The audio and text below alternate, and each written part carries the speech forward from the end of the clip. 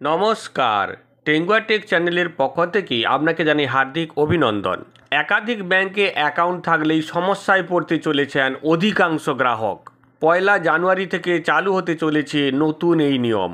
এখন থেকে একাধিক ব্যাংকে অ্যাকাউন্ট থাকার কারণে সমস্যার সম্মুখীন হতে চলেছেন গ্রাহকেরা। সম্প্রতি এই বিষয়ে একাধিক নিয়ম জারি করল আরবিআই অর্থাৎ রিজার্ভ ব্যাঙ্ক অফ ইন্ডিয়া। মূলত একাধিক ব্যাংকে অ্যাকাউন্ট থাকার ফলে তৈরি হওয়া সমস্যার বিষয়ে মানুষকে অবগত করতেই আরবিআই অর্থাৎ রিজার্ভ ব্যাঙ্ক অফ ইন্ডিয়ার তরফ থেকে নতুন বেশ কিছু নিয়ম জারি করা হয়েছে বলে জানা গেছে। Bank accounts holders will alert after 1 জানুয়ারি। বর্তমানে দেশের অধিকাংশ বেতনভোগী মানুষই ব্যাংকে তাদের টাকা সঞ্চয় করে থাকেন। আর্থিক লেনদেনের ক্ষেত্রে দেশের ব্যাংকগুলি মানুষকে বিশেষভাবে সাহায্য করে, কিন্তু অনেক ক্ষেত্রেই বেতনভোগী মানুষেরা একাধিক ব্যাংকে তাদের অ্যাকাউন্ট খুলে থাকেন। এর ফলে কি হয় না, আর্থিক ক্ষতি হতে পারে সেই সম্পর্কে তাদের কোনো ধারণাই থাকে না।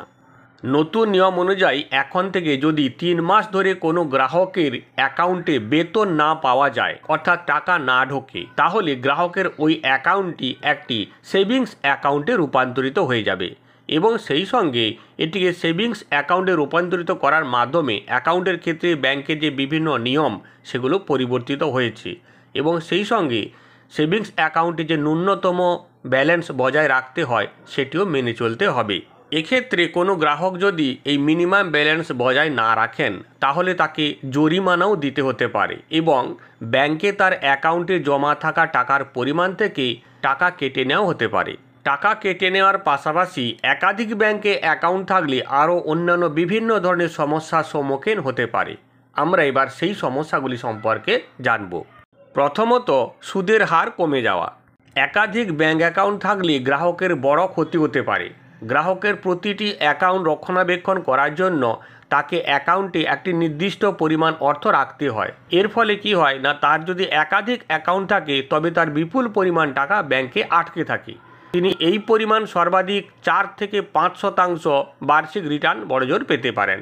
এই একই সময়ে তিনি যদি সেভিংস অ্যাকাউন্টে টাকা রাখার পরিবর্তে অন্য কোনো স্কিমে বিনিয়োগ করে থাকেন তাহলে তিনি কিন্তু বার্ষিক রিটার্নের আকারে আরও বেশি পরিমাণে সুদ পাবেন। দ্বিতীয়ত, ক্রেডিট স্কোর খারাপ হয়ে যাওয়া। কোনো ব্যক্তির একাধিক অ্যাকাউন্ট থাকার ফলে সব অ্যাকাউন্টগুলিকে তিনি সঠিকভাবে পরিচালনা করতে পারেন না, তার ফলে বেশ কিছু অ্যাকাউন্ট নিষ্ক্রিয় থেকে যায়। এই বিষয়টি গ্রাহকের ক্রেডিট স্কোরের উপর নেতিবাচক প্রভাব ফেলে। গ্রাহকের অ্যাকাউন্টে মিনিমাম ব্যালেন্সে বজায় না রাখা হলে তার ক্রেডিট স্কোর নষ্ট হয়ে যায়। সুতরাং কোনো নিষ্ক্রিয় অ্যাকাউন্টকে কখনোই হালকাভাবে নেওয়া উচিত নয় এবং চাকরি ছাড়ার সাথে সাথেই সেই অ্যাকাউন্টটি বন্ধ করা উচিত। যদি চাকরিজীবী না হন তাহলে ওই ধরনের নিষ্ক্রিয় অ্যাকাউন্টগুলিকে বন্ধ করা উচিত। আয়কর বা ইনকাম ট্যাক্স জমা দেওয়ার অসুবিধা। বেশি ব্যাংক অ্যাকাউন্টস থাকার কারণে কর জমা দিতে গিয়ে অনেক সমস্যায় পড়তে হয় গ্রাহকদের। কাগজপত্রে অনেক সমস্যা হয়।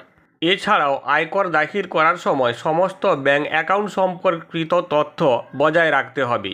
প্রায়শই তাদের কারণে নথি সংগ্রহ করা খুবই জটিল কাজ হয়ে পড়ে। তাই উক্ত ঘটনাগুলি থেকে সতর্ক হয়ে গ্রাহকদের একাধিক ব্যাংকে সেভিংস অ্যাকাউন্টের বদলে একটি ব্যাংকেই সেভিংস অ্যাকাউন্ট খোলা উচিত বলেই মনে করা হচ্ছে। আপনার যদি এই ধরনের একাধিক ব্যাংকে অ্যাকাউন্ট থেকে থাকে, সেই ব্যাংক এসবিআই হোক, পাঞ্জাব ন্যাশনাল ব্যাংক হোক বা ব্যাঙ্ক অফ বরোদা বা এক্সিস ব্যাংক বা এইচডিএফসি বা কানাড়া ব্যাংক প্রভৃতি ব্যাংক, যে কোনো ধরনের ব্যাংকই হোক না কেন, তাহলে আপনার কিন্তু 1 জানুয়ারি থেকে আপনি সমস্যায় পড়তে চলেছেন। এই সমস্যার হাত থেকে রক্ষা পাওয়ার জন্য আপনাকে অতিরিক্ত যে নিষ্ক্রিয় ব্যাংক অ্যাকাউন্টগুলো রয়েছে সেই সমস্ত ব্যাংক অ্যাকাউন্টগুলোকে খুব সহজেই বা খুব তাড়াতাড়ি আপনাকে বন্ধ করে দিতে হবে, যাতে করে আপনি ওই ধরনের সমস্যার সম্মুখীন হতে না চান। আজকের এই ভিডিওটি যদি আপনার ভালো লেগে থাকে এবং এই ধরনের ব্যাংকিং সমস্যা সম্পর্কিত বিভিন্ন ঘটনাবলী সম্পর্কে আপনি জানতে চান, তাহলে চ্যানেলটি সাবস্ক্রাইব করে সঙ্গে থাকুন।